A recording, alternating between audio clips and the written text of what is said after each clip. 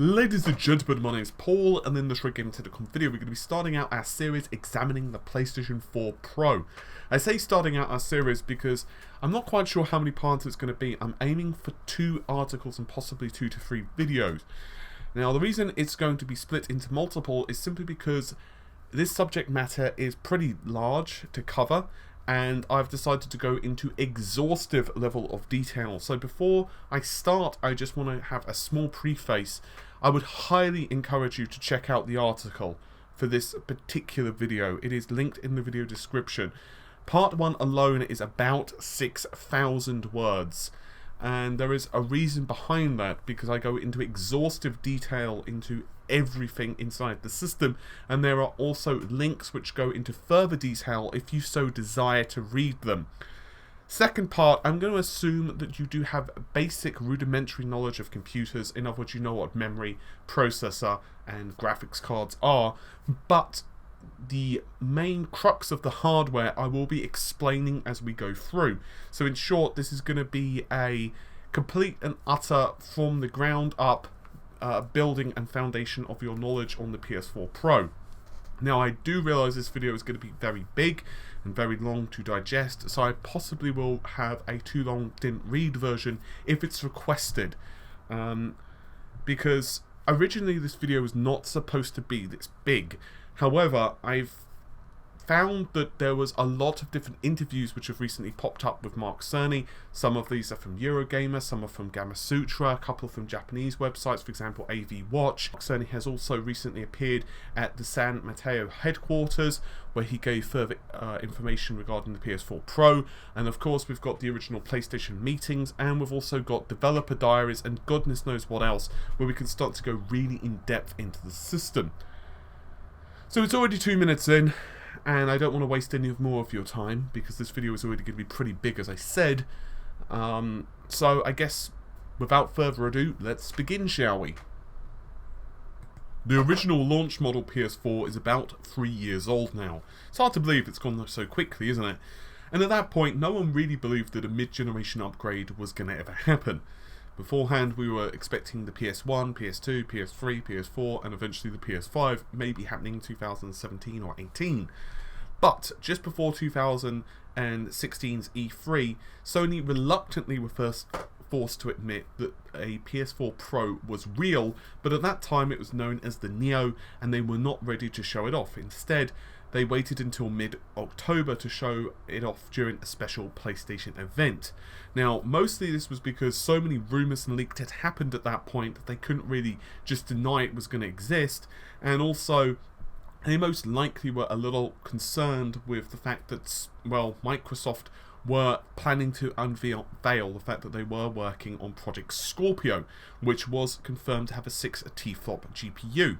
Now, after the unveiling of the PS4 Pro, everyone knows that there were some rumours and concerns that we would be seeing a hurried, rushed upgrade of the hardware. Specifically the GPU and possibly the CPU would have some upclocking.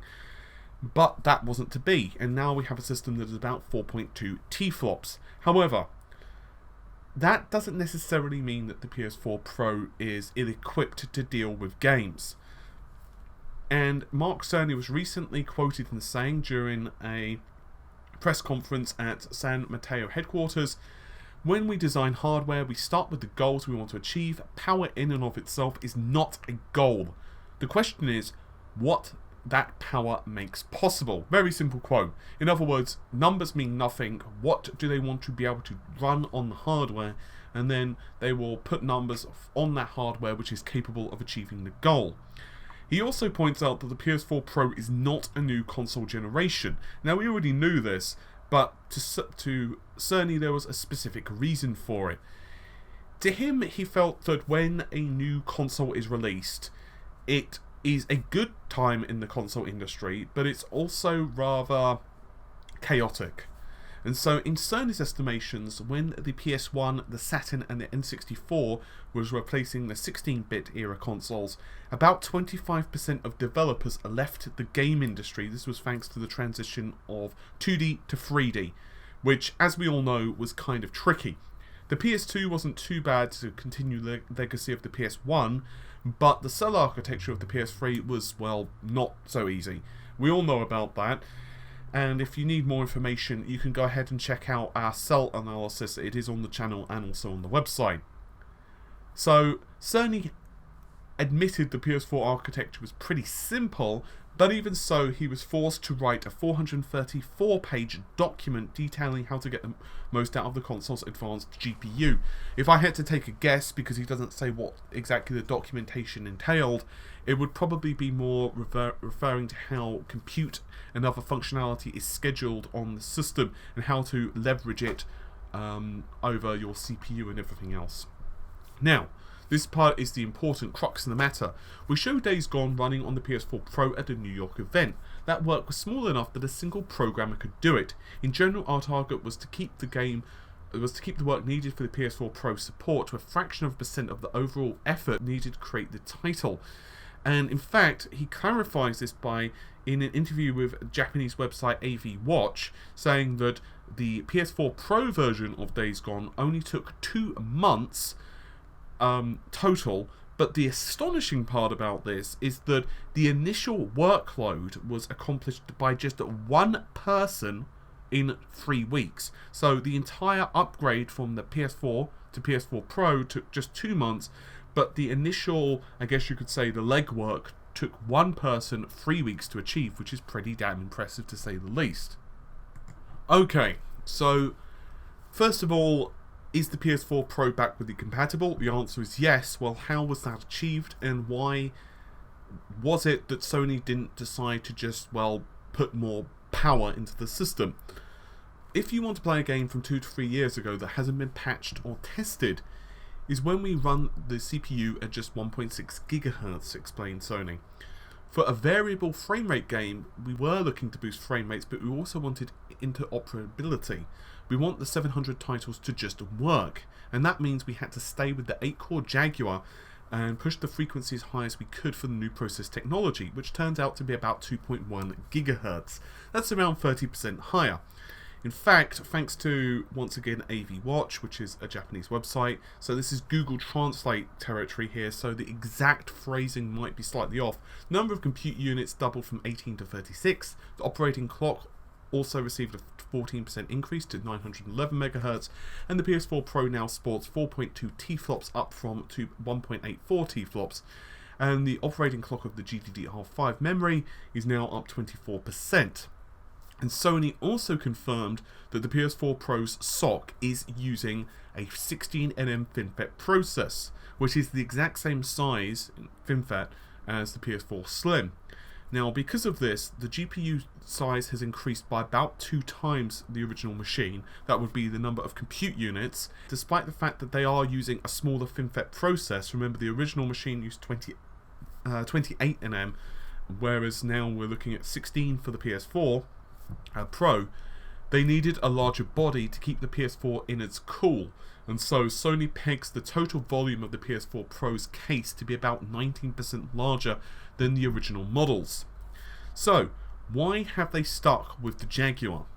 Well, theoretically speaking, they could have, for example, used Puma. However, a patent filed way back in February of 2015 shows that the PS4 Pro's development time was quite the journey. But, in fact, it even gives you an idea of Sony thinking about doing very similar for quite a number of months. But also it highlights how it was achieved. When the game is loaded, the PS4 Pro does a check to see if the title has a Pro or Neo mode.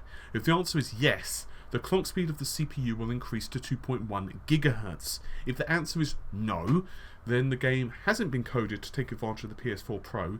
The PS4 Pro's CPU will downclock to the original 1.6 GHz. If you need a visual representation of that, you can just think of how a desktop CPU or a laptop CPU will increase or decrease the multiplier based upon the workload for heat reasons. So, the original PS4, as well as the Xbox One, both utilize the Jaguar, which is an x86/64 processor designed for low-power devices. Both console manufacturers opted for an 8-core configuration, but that's 4 processors in 2 modules. So in short, each module contains 4 processor cores, and both consoles, when they were launched, had 6 of the 8 processors available for games to run their code on, but then an update was released, and now a percentage of the 7th Jaguar core is now available for games usage as well. So, okay, that's a whole load of words, but why were Sony still using Jaguar for the PS4 Pro? Well, let's say they had decided to use a improved version of Jaguar, a custom version or Zen or whatever else. Let's say it had, just for the sake of this video, a 10% higher instruction per clock. If you're not familiar with what IPC is, basically it means that more work is carried out at the same clock speed. So in short, if you have a higher IPC of 10% and your processor is running at 1 GHz, and the next generation is also running at 1 GHz but it has a 10% improvement IPC, then it would be the equivalent of the older generation CPU running at 1.1 GHz or 1100 MHz. So let's assume that Sony had done that. So they had Jaguar 2.0, and that was running at 1.6 GHz to run the original games which were not optimized for PS4 Pro. Well, the issue is that for games which are frame rate sensitive or timing sensitive, in other words, they do not have a locked frame rate, you might run into issues because the CPU essentially can't be slowed down correctly. Because some tasks might operate at the equivalent of 10% faster, other tasks might be 5% faster. For example, you might have integer tasks which run 10% faster, but let's say certain floating point tasks or whatever might run 8% faster, so therefore it's incredibly difficult to get an accurate clock speed, and this could throw off things such as timings, which in and of itself doesn't sound so bad. Oh, okay, well the game's going to run a couple of percent faster. Well, that can also cause absolute chaotic implications when it comes to racing games, because for example it could be the timers running a little bit faster, which means massive issues if you're racing online. It could be that physics are destroyed, and so on and so on. It's going to be very curious how Sony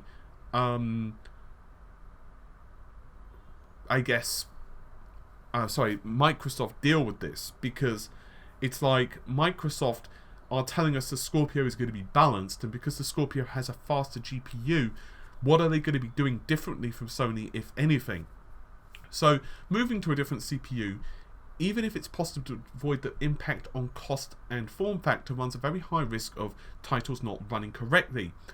The problem is the code running on the CPU runs code at very different timings from the old one, and can expose bugs in the game that were never encountered before, which is pretty much what I just said in relation to timings. As for your information, despite the fact that Cerny does tell us that 2.1 GHz is about the max that Jaguar can run, that's not 100% true. You can actually get a desktop version of the Jaguar, which is the Athlon 5370, and that runs at 100 MHz higher than the Pro. That's 2.2 GHz, but do bear in mind that that's only a 4-core configuration for A, and B, remember, it's for the desktop. And so therefore you have less stringent power consumption and heat outputs compared to a console. So, what about memory? How does the memory work in the PS4 Pro? Very early into the machine's life, there was a lot of concerns that 8GB of memory simply was not going to be enough for 4K.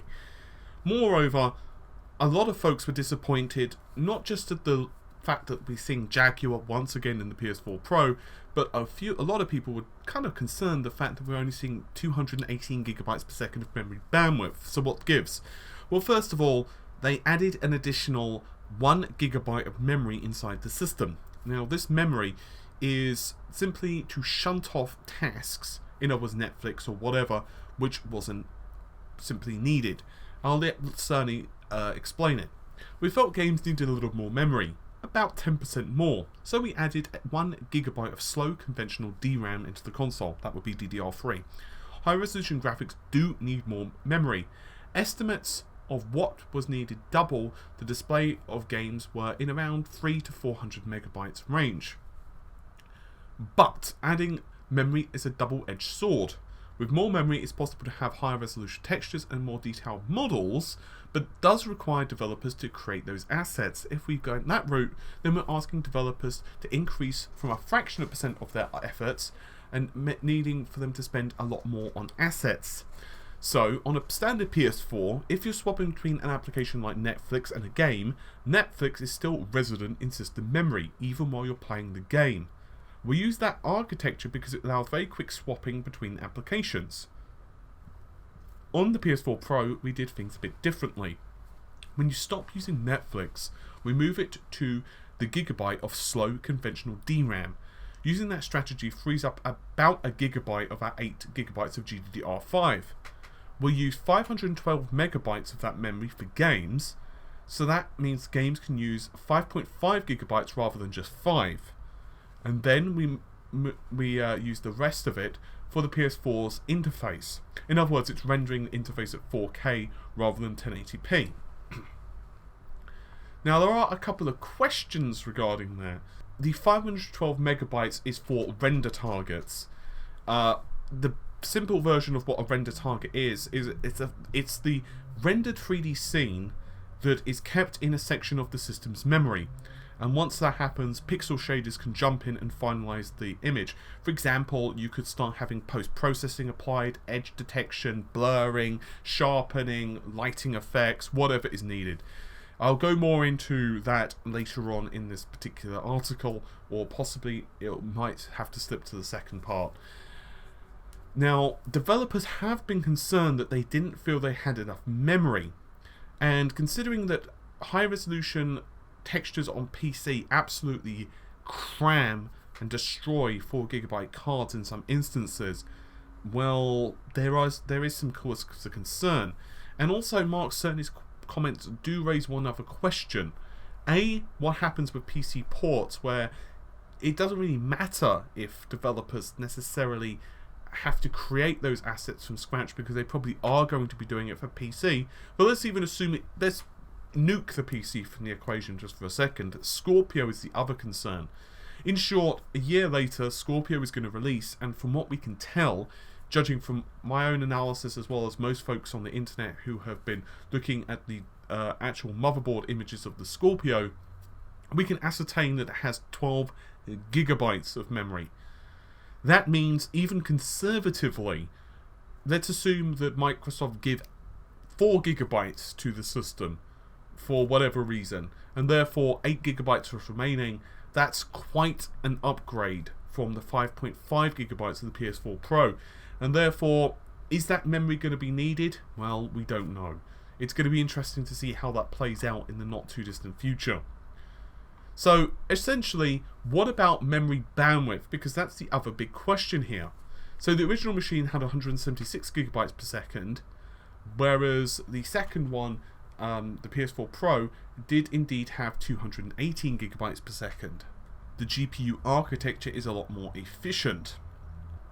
When we talk about the GPU, we can really start to look at the number of compute units inside the GPU, and of course, naturally, the clock speed that they're running at and the differences in technology of those compute units.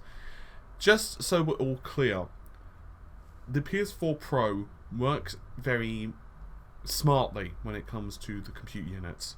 The original PS4 has 18 compute units, which means each compute unit has 64 shaders/processors. We'll go more into what that means in just a moment. So Sony have simply doubled this to 36 compute units. In a sense, you can almost think of it wings as a butterfly. If you are running an original PS4 title that has not been patched, half of the GPU will simply shut off. It will literally disengage. It will be like dead. And the GPU will run at the original clock speed.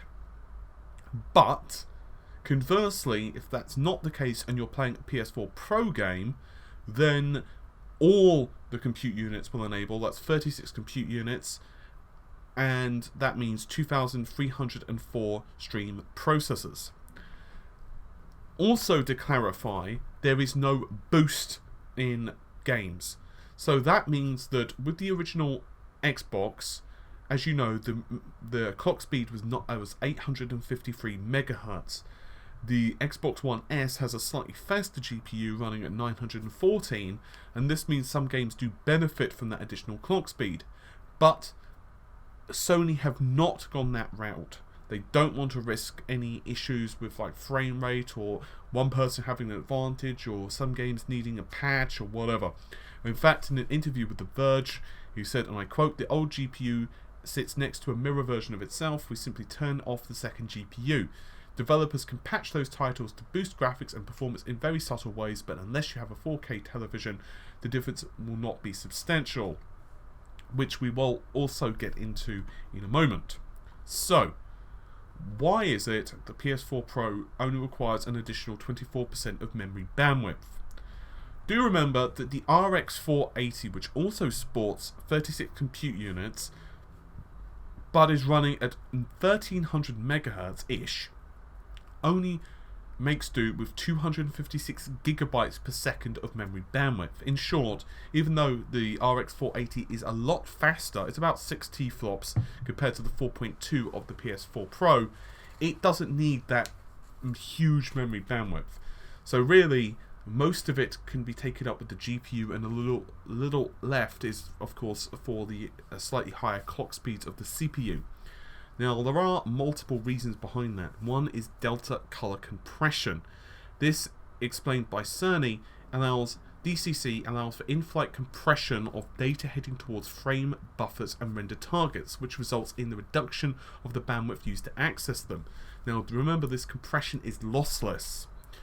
So, if we actually go through AMD's own technical slides, the logical question you might ask is, well, how much memory does it actually save? How much bandwidth does it actually save?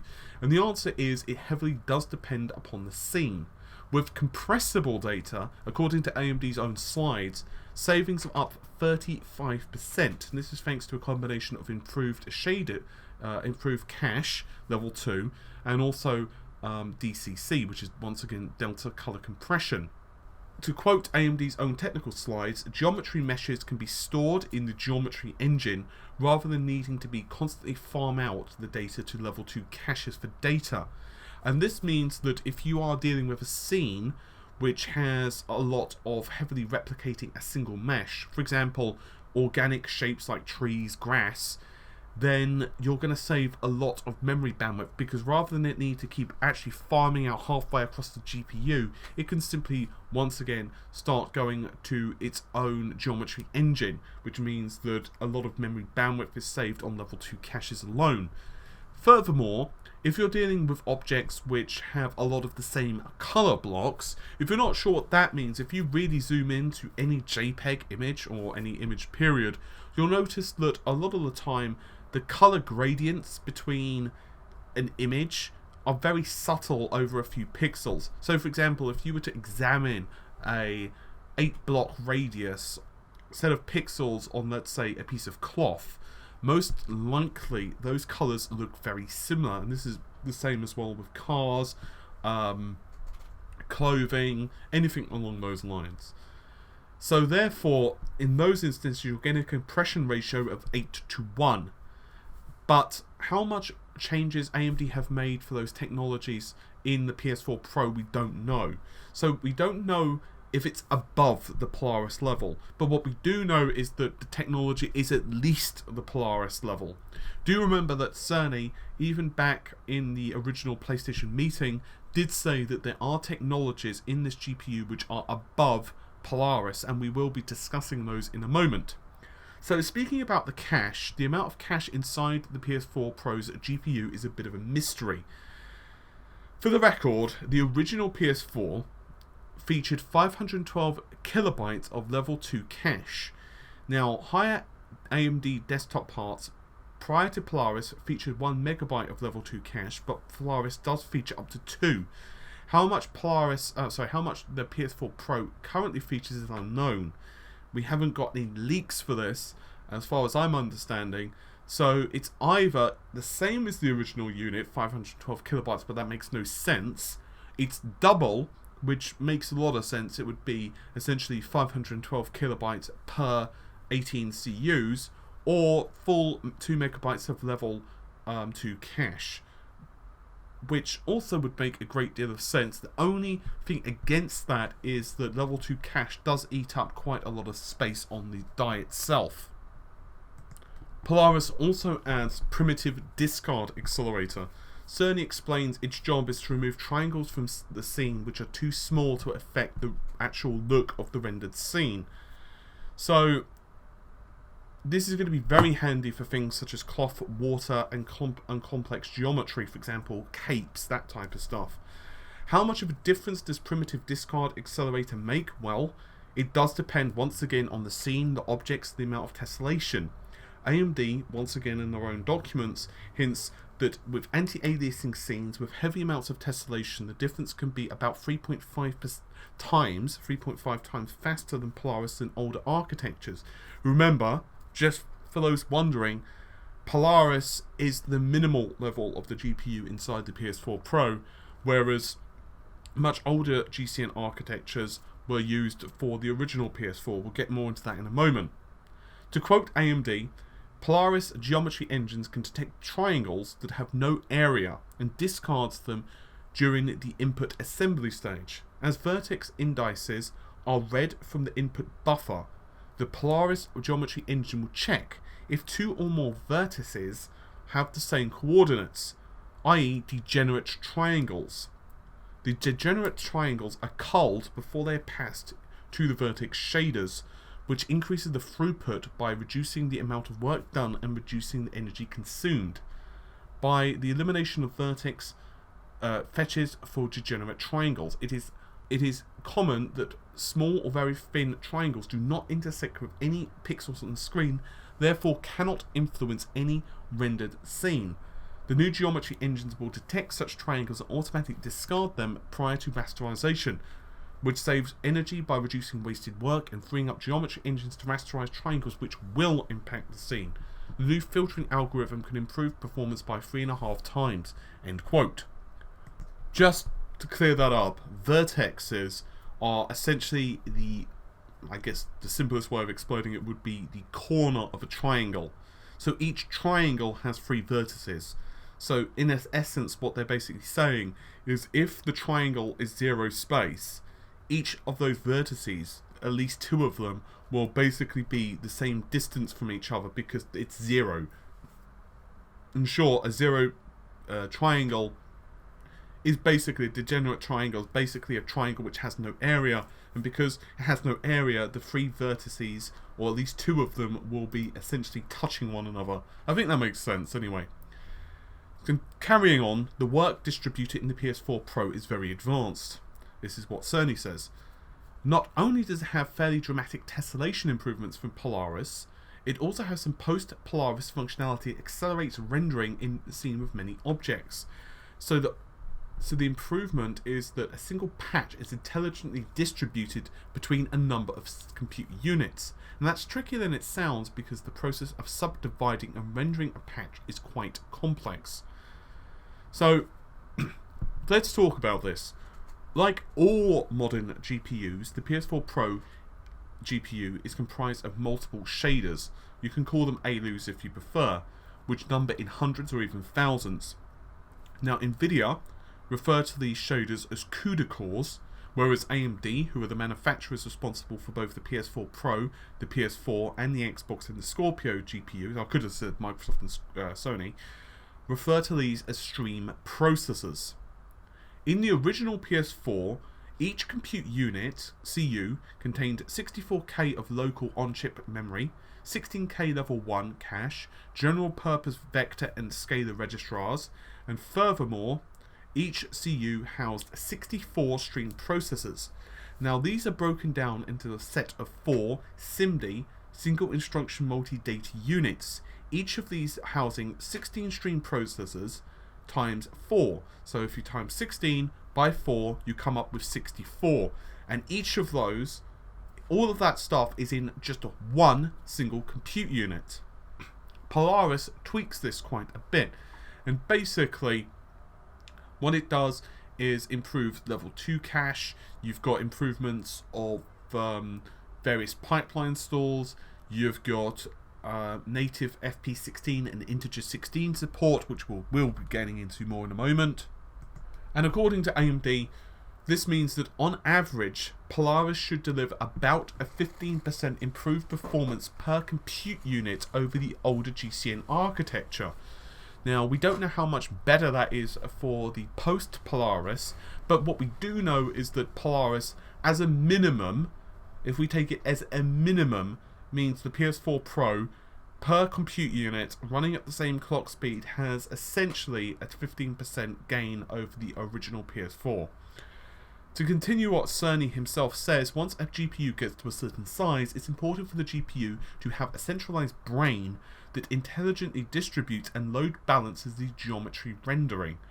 So it's something that very focused on, say, geometry shading and tessellation, although there is some basic vertex work as well that we have to distribute. Cerny also indicates the PS4 Pros is considerably more advanced than the PS4 Pros than the original PS4's GPU.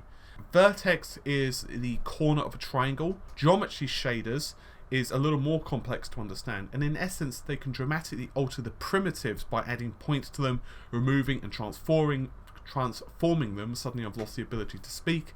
And also dramatically more complex objects can be transformed from basic primitives. Tessellation is a stage where, in the rendering pipeline, where patches of vertex data are subdivided into smaller primitives. So in short, the reason behind this is tessellation was introduced into graphics APIs, for example DirectX or Vulkan or OpenGL or whatever, because of the static nature of 3D models and level of detail issues. What this means is that the closer you get to a character, the camera itself, the higher the level of detail you need to realistically depict that character rather than them just looking like a block. On the other hand, if you have that same level of detail on that character while they're at a larger distance away, you're basically throwing away rendering time on the GPU, because in short the GPU doesn't need to process that data because you're so far away from the camera, or the model is so far away from the camera, you couldn't realistically be able to see it. So what this means is that tessellation can subdivide triangles and add details and do vertex work based upon the distance from the camera and this reduces the workload from the artist but increases the quality of the actual assets on screen. Now, another mystery is what Sony have done in regards to the geometry engines. Both the Xbox One, the Xbox One S as well, the original PS4 touted 2 geometry engines each. There was a common misconception, by the way, that the original Xbox One featured just a single geometry engine, which was completely wrong. Polaris RX 480 features up to 4, and given double the amount of compute units, there's a decent sense that the PS4 Pro, given what we've been hearing quite a lot from Cerny regarding the improvements in geometry, there's a good chance that we're seeing at least that number in the PS4 Pro. So from Cerny's comments about the PS4 Pro's GPU about prioritizing workload, optimizing the schedule across compute units, the theory is to minimize the stalls in the graphics pipeline and ensure the workloads are better distributed across multiple shaders. Unfortunately, we don't have super amounts of information on how this works. The best thing I could read is the hardware scheduler in the Polaris architecture. So the hardware workgroup wavefront schedulers are essentially, and this is according to Dave Nalsko, who is the Senior Technology Manager for Graphics at AMD, said, and I quote, "The hardware, the HWS, are essentially ACE pipelines that are configured without dispatch controllers. Their job is to offload the CPU by handling the scheduling of user/driver queues on the available hardware queue slots. They are microcode programmable processors that can implement a variety of scheduling policies. We use them to implement the quick response queue and compute unit reservations within Polaris, and we are able to port those changes to third generation GCN products with drive updates." End quote. There is also some stuff regarding quick response queue and its potential for asynchronous time warp for virtual reality, but it's slightly outside the remit of this particular video, and to be honest, I'd prefer it to be bundled in with the next one, because we're going to be more referring to graphics modes and app ears and that type of efficiency stuff, so I think it makes a better case for itself in the second part of this video. So, we've talked about hardware scheduling. Of course, we've also talked a lot about the basic GPU and so on. So what else? Well, the original PS4 used a custom version of AMD's GCN 1.1 graphics core next architecture. Now, there was a whole bunch of tweaks, including the fact that they bumped up the number of ACE, asynchronous compute engines, which help organize and prioritize graphics and compute tasks, and also introduced volatile bit. Its job was to reduce the overhead associated with running graphics tasks. We first learned about that in Mark Cerny's interview about the original PS4 with Gamma Sutra. Volatile bit essentially accomplishes this task by tagging a piece of compute data inside the level 2 cache with a tag. So when it's read, it can simply invalidate that specific line from memory rather than need to flush, in other words, empty the entire level 2 cache of the GPU. It can simply do it selectively. To date, with AMD architectures, a half float would be the same or take up the same internal space as a full 32-bit float. There hasn't really been too much advantage to them. With Polaris, though, it's possible to place two floats side by side in a registrar, which means if you're willing to mark that with a variable in a shader program are fine with 16 bits of storage, you can use twice as many, annotate your shader program, say which variable is 16-bit, and then you use fewer vector registrars. Multiple wavefronts running on compute units are a great thing, because once a wavefront is going out of load to, say, texture or other memory, the other wavefront can happily do computation. It means your utilization of the vector ALU goes up. Anything you want to put on more wavefronts, anything you can do to put more wavefronts on a compute unit is good. To get more running on a compute unit, there are unlimited number of vector registrars. Registers. I keep saying registrars. And so if you use fewer vector registers, you could have more wavefronts and your performance increases. So that's what native 16-bit support targets. It's more wavefronts to run at the same time. If those features are appearing for the first time at handling of 16-bit variables, it's possible to perform two 16-bit operations at a time instead of one 32-bit operation. In other words, at full floats, we have 4.2 teraflops. With half floats, it's now double that, which is to say 8.4 teraflops in a 16-bit computation. This has the potential to radically increase performance. So that quote got an awful lot of attention in the media, and of course that was one of the reasons it was said, because it does help to garner attention, doesn't it? The idea of seeing an 8.4 TFlop console is certainly interesting to a lot of folks. And we don't know, unfortunately, a lot of the stuff in Vega, but what we do know is that Pascal, for example, has really been pushing half precision for some time. Pascal, by the way, is Nvidia's GPU. So let's talk about exactly what that is, how it works, before we start to really drill down to whether it's useful or not. So I'm going to give you the too long didn't read version of this stuff, because otherwise it's going to become a really lengthy video. You can by all means do Googling on this stuff, and I'd encourage it, but for the sake of this video, it might not be 100% accurate what I'm about to tell you, but it's good enough where you're going to have a rudimentary understanding on what I'm telling you.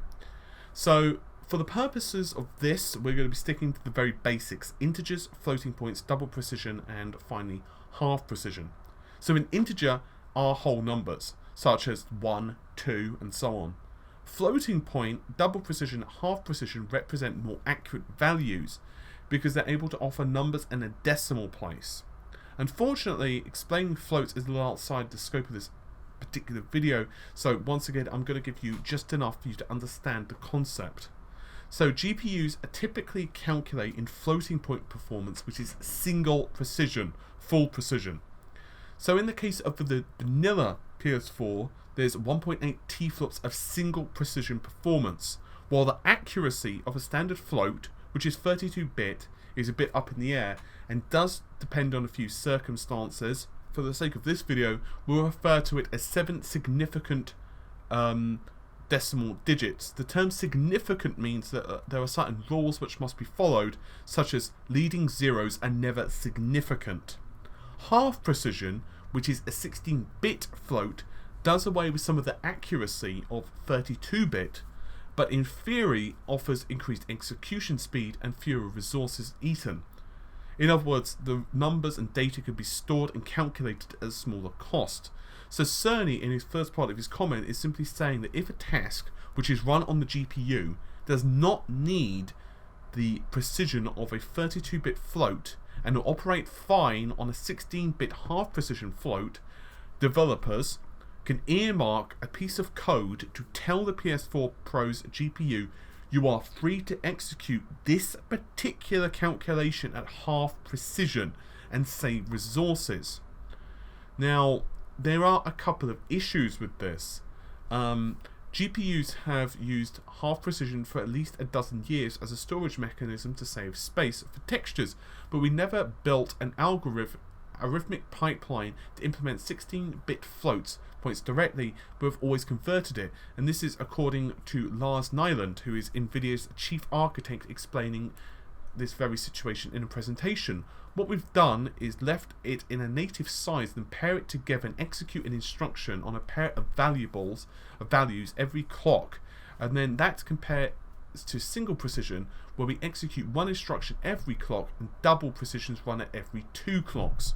In other words, they are explaining how it works on their own architecture, on the Pascal GP100. So we can assume that AMD are taking, or Sony are taking, a very similar stance. One issue with a GPU is latency. So basically, GPUs are highly parallel in nature. Both Nvidia and AMD have crafted various solutions for this, but for this particular video I'm going to be focusing on wavefronts. At its most basic, a wavefront is a group of threads which can be executed on a GPU. Modern GPU have tens of thousands of wavefronts occurring in very short spaces of time, in other words, in flight at once. For example, the 7970, which is one of the first Radeon GCN-based GPUs, according to AMD themselves, can have up to 81,920 work items simultaneously. In this design, the whole compute unit can have up to 40 wavefronts in flight, each potentially from different work groups or kernels. Each wavefront is comprised of up to 64 threads at once.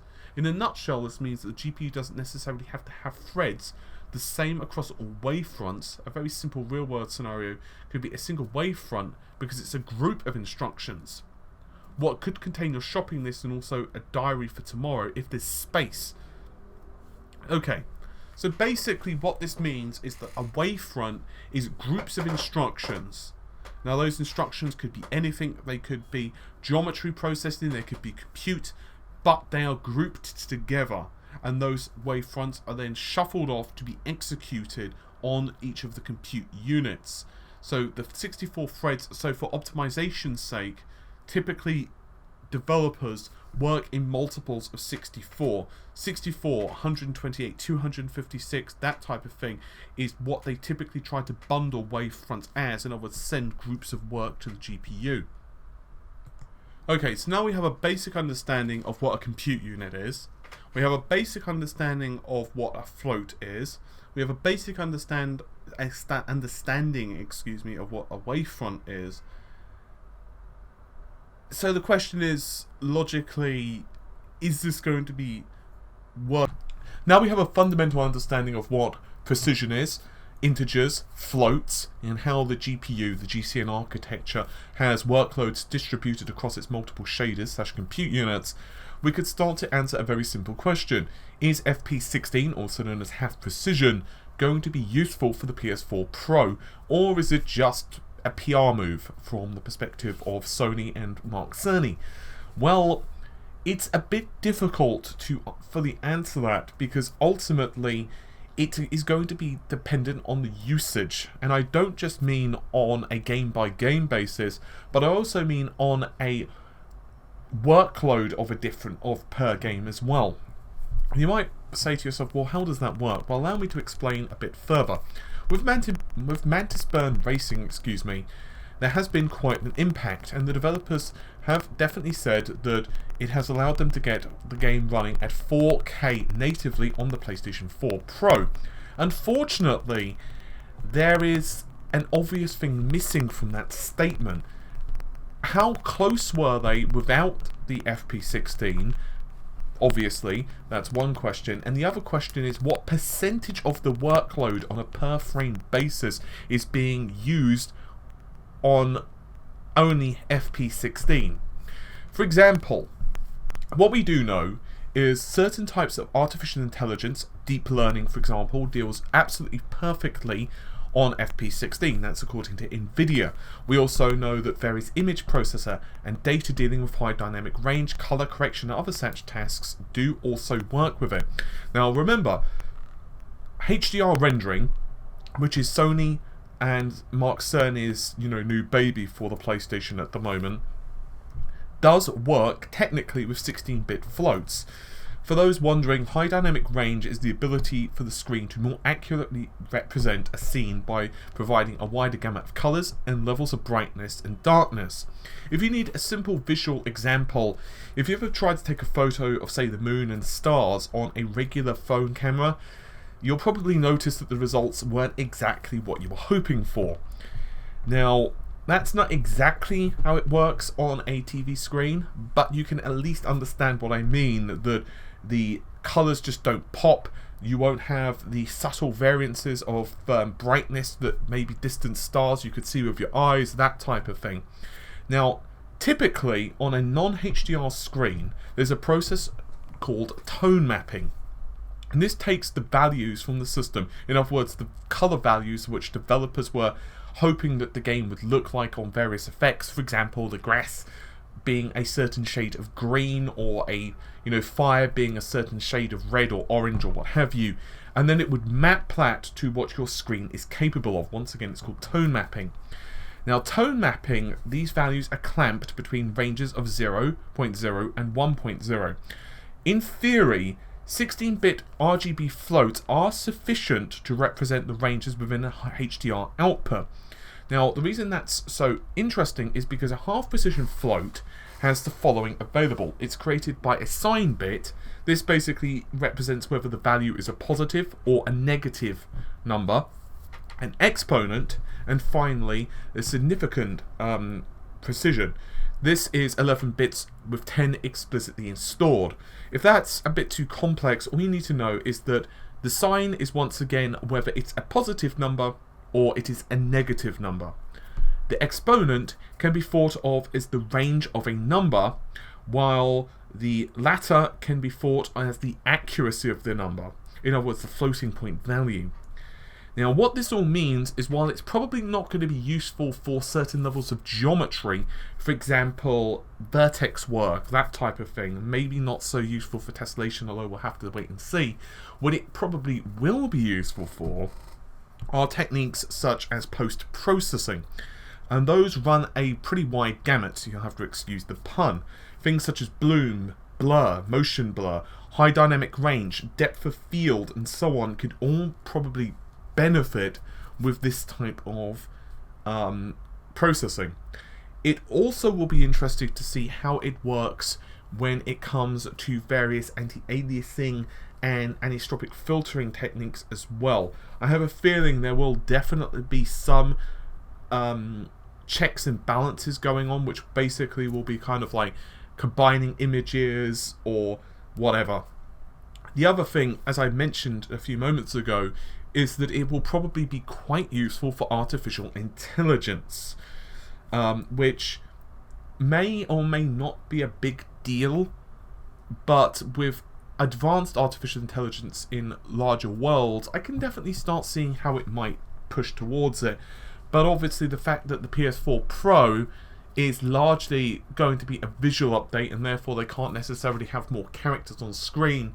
It's probably going to just help to offload AI from, let's say, the rest of the GPU or whatever they're trying to do. Now, this might leave you a bit confused, because you're going to say, well, Paul, that doesn't really answer my question. It just tells me that it's useful for stuff, but it doesn't tell me whether the number is accurate. And unfortunately, that's probably the situation we're going to be in for some time. Now, I have a lot more stuff to go through with the PS4 Pro.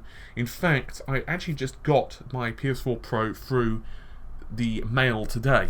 For those who are wondering, I'm actually recording this in 2 separate sections. Basically, I was sick for quite a long time. I had a cold and sore throats and God knows what else. So basically my voice was shot to shit and I just couldn't record properly for long periods. And so I'm finishing this off now. It just so happens to be the date the PS4 Pro is actually out. And there is a lot of stuff that we need to go through, like checkerboard rendering, upscaling, improvements to anti-aliasing, downsampling, and a lot more besides. And as developers do talk about this stuff, we can certainly go back to FP16 half precision. But if I had to wrap my thoughts up to you, it would be thus as follows. There are a couple of problems with FP16 half precision, and they're not necessarily bad problems. It's just that the first issue is that developers will need to flag certain instructions to be half precision or not. Now, how much work that is down to your imagination, because it really depends on how much tweaking they want to put in. The second issue is it will be on a case-by-case, game-by-game basis of whether it's actually going to benefit them. And I guess if you wanted me to add a third one in, there are still problems with the whole thing. Essentially what it does is that as an instruction is being sent through the GPU, you can store, as Cerny said earlier, 2 of them in the same register, assuming it is only a half precision, and therefore you can get the information through the GPU much faster. So for scenarios where FP16 is sufficient, then this is absolutely amazing.